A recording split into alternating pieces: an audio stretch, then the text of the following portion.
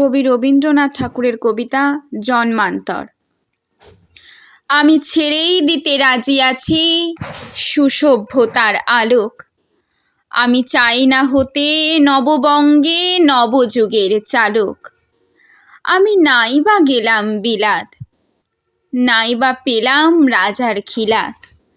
যদি পরজন্মে পায়রে হতে ব্রজের রাখাল বালক, তবে নিবিয়ে দেব নিজের ঘরে সুসভ্যতার আলোক।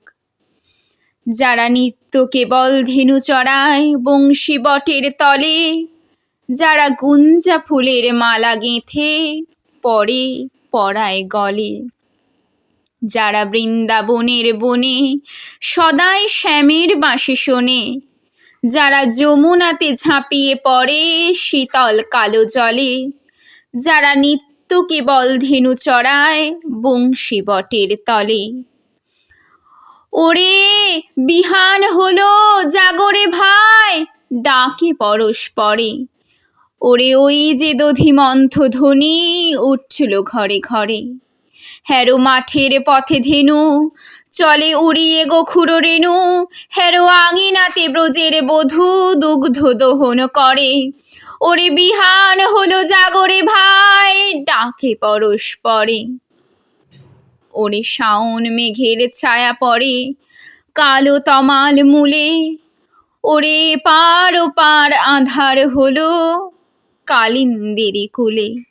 ঘাটে গোপাঙ্গনা ডরে কাঁপে খেয়া তরির পরে, হ্যারো কুঞ্জ বনে নাচে ময়ূর কলাপখানি তুলে। ওরে শাওন মেঘের ছায়া পড়ে কালো তমাল মূলে।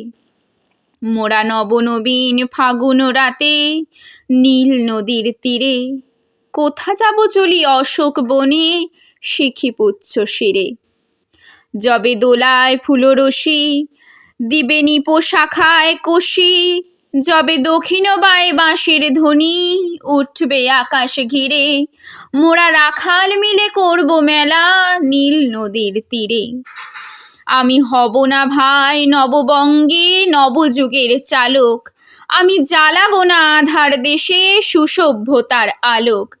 যদি ননি ছানার গায়ে কোথাও অশোক নিপের ছায়ে, আমি কোনো জন্মে পারি হতে ব্রজের গোপ বালক।